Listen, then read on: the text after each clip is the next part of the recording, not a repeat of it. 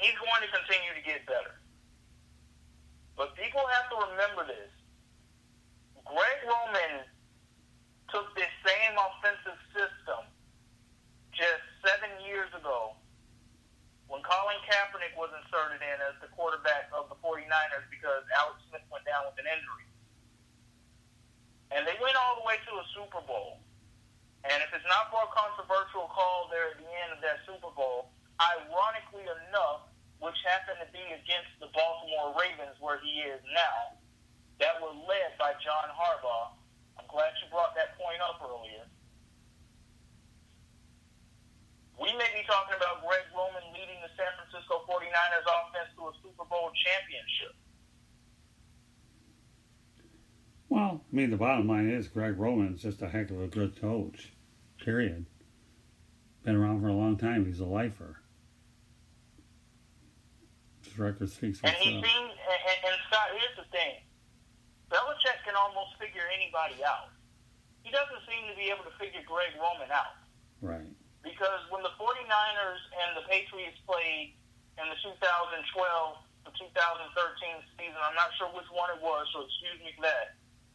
That offense went and put 41 on the New England Patriots. There are not many teams that can put a claim to fame on that. Right. So he seems to be a guy that Belichick hasn't been able to figure out. And you know, Scott, we always talk about how great Belichick is and how great Saban is. You know what they both have in common? They can't seem to figure these dual-threat quarterbacks out. They can't seem to stop them. True. Most infamously there with Nick Saban, the last dual-threat quarterback we saw him really have to deal with was Deshaun Watson.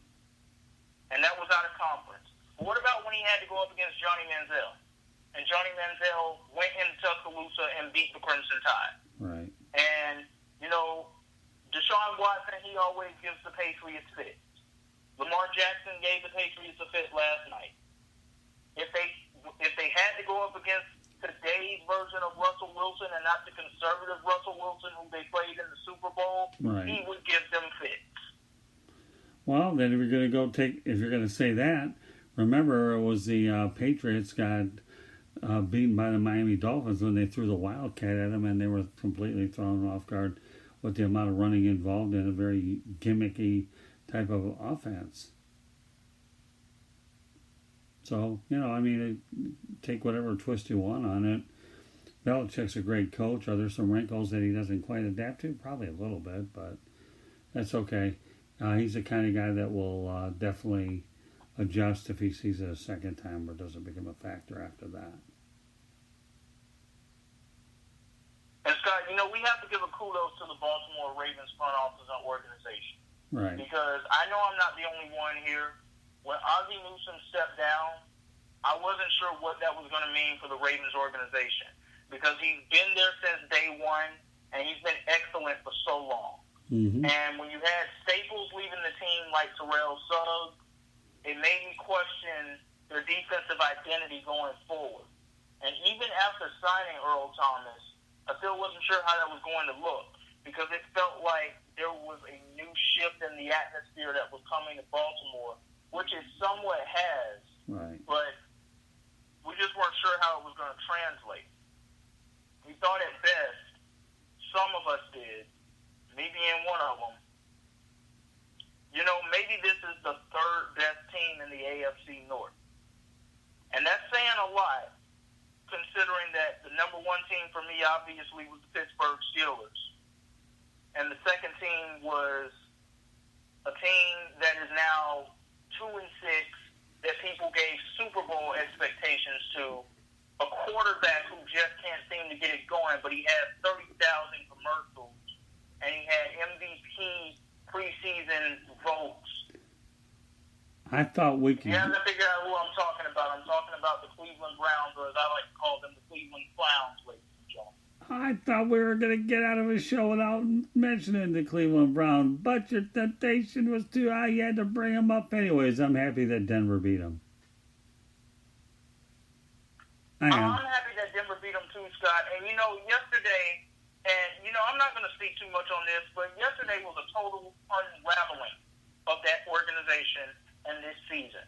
Not just the loss itself, but everything that ensued during and after the game. Right. That was, I say Cleveland clowns a lot. Yesterday was the epitome of them being a clown show. They completely became unbuttoned and unraveled yesterday. Right. And this all starts with Freddie Kitchens.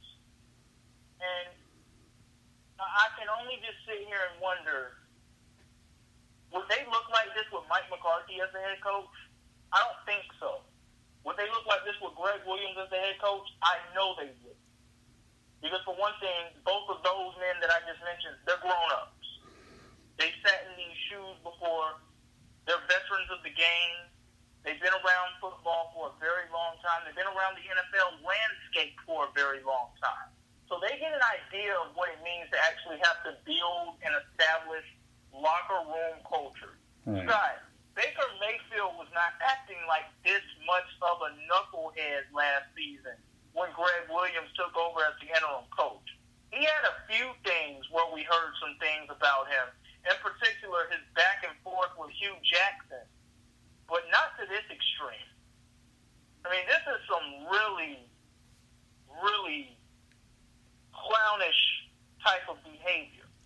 But Xavier, okay, Freddie Kitchens did not deserve the head coaching job anyhow. He didn't deserve it. I'll go back to what I've been saying for a long, long time, okay? Guys like Rod Marinelli, when he was a defensive coach, not the coordinator, lands the Lions job. How did that turn out? They went 0-16. Thank you. So now you got Freddie. I'll be thrown out of the kitchen. I'll use one of Chris Berman's nicknames next year. So you're bringing on yet another coach and an offensive coordinator for Baker Mayfield to learn from. And it's one of those deals to me where you can't keep changing coaches all the time when you're dealing with a quarterback that has to learn a new playbook and system every year. It won't happen. But yet they keep doing it. And Scott, I'll tell you exactly why I just brought them up. I'm trying to now figure out, after what I watched last night and what I've been watching from the Baltimore Ravens for most of the season, how in God's name did you allow this clown show to come in and beat you at home the way that they did earlier in the season? True. Very true. Very true. But now I don't believe it's going to happen again when both of these teams face off again, because I believe the Browns are pretty much mailed it in. I know that they have some winnable games down the stretch, but you know what? Cleveland is now one of those seller teams once again that everyone's looking at, because yesterday was supposed to be a winnable game. Brandon Allen's first career game, a decent Browns defense that has great talent on it, and no one showed up to the occasion yesterday. Right. No one. Well, again, Cleveland Browns, Xavier, are a train wreck. What can I say? Every loss to me, just every loss that they have, Xavier, the way I look at it, just makes that situation even worse than it already is, and it's bad. Their problems are what they are. Once upon a time, they drafted Tim Couch as their franchise quarterback. How did that work out? Not very well. Right. Johnny Manziel figured out what a circus that was. Not that his career has been anything but stellar, but he knew that was a place which was a dysfunctional situation. Although, again, Johnny Manziel got kicked out of the Canadian Football League, so go figure. Well, we also should mention this as well, Scott, because it appeared to us that the Browns were building something last year. When Johnny Manziel was there in his first year, they appeared that they were building something as well. where the Cleveland Browns were 7-4, and there were actually legitimate questions of, are the Browns going to make the playoffs? Right. They would proceed to go on to lose their final 5 games of that season, and no, they did not make the playoffs. There's something deeper with this organization, and I don't want to continue to poke the ribs of Freddie Kitchens, because it's not his fault that this team picked him to be the head coach. We know that he's in over his head. This is on John Dorsey, and this is on Jimmy Haslam for not going out and getting the right guy. And you had potentially the right guy in the building with Greg Williams. But if you were going to let him go, the next guy up should have been Mike McCarthy. Why would he go there? I think Mike McCarthy, anyways, and this could be down the road, will be headed to Jacksonville. That's just my gut feeling. I have no information telling you that, but he'll have an established quarterback there if Foles is your starter. Mike McCarthy will be coaching in the National Football League next year, someplace. Oh, yes, I definitely believe it as well. This is a Super Bowl winning head coach who had multiple winning seasons in Green Bay. So, yes, there's no doubt that he'll be coaching in the NFL next year. He should be coaching in the NFL now, but he'll definitely be coaching in the NFL next year. But to get back to the Baltimore Ravens and that stellar performance that they put on last night,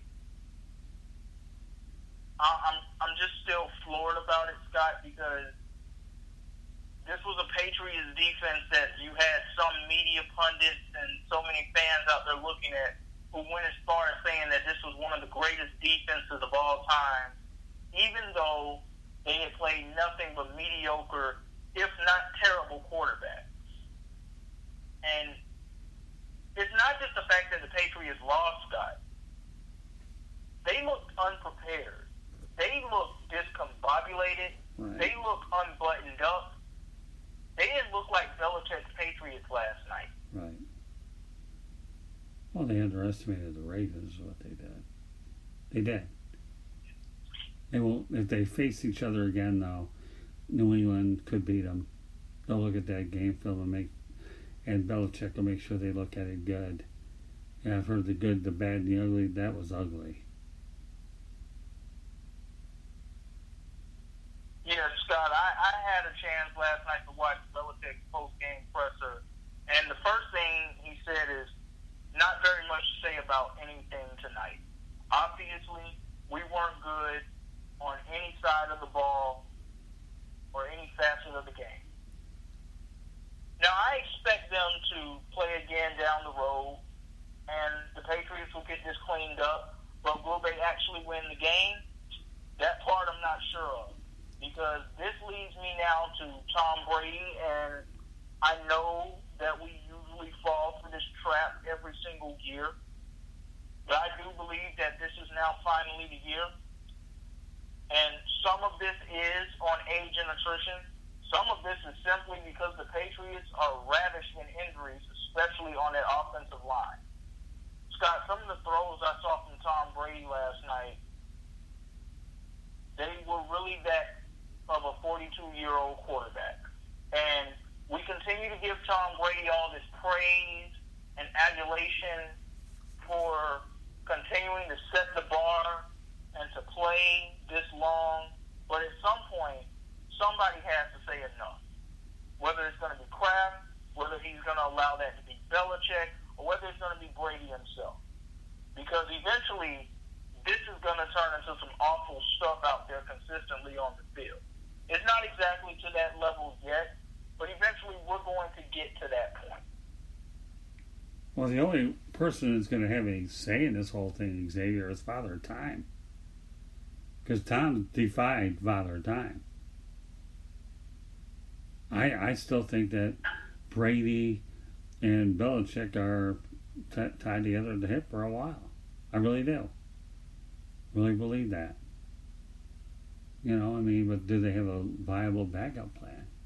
They did until they went to San Francisco. Guy by the name of Jimmy Garoppolo. Gone. But who do you, I mean, now I believe Jared Stidham, the guy from Auburn,